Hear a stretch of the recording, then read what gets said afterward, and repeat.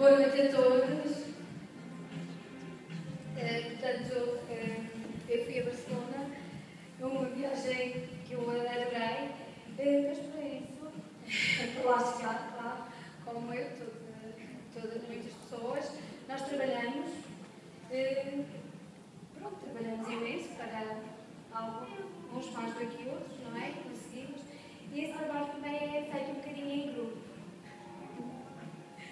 Portanto, eu e as minhas assessoras fomos vendendo, reportando, essencialmente reportando,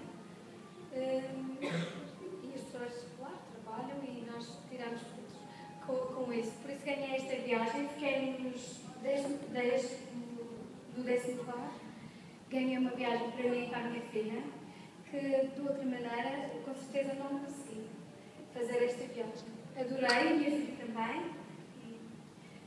O que é que gostou mais? 3 coisas que gostou.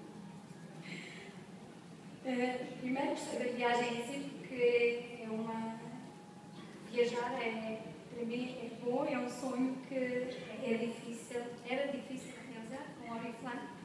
Não é simplesmente.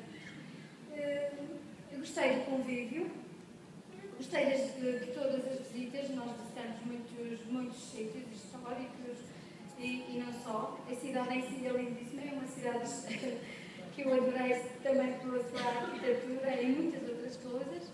E os nossos convívios, jantares, o hotel, o divertimento, essa coisa que, se fosse para estar aqui a descrever, a dizer, é mesmo muita coisa, é mesmo muito bom.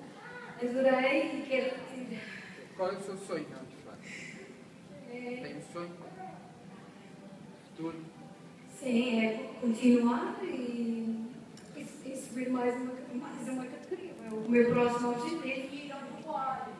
Ir ao Dubai neste ano da fase.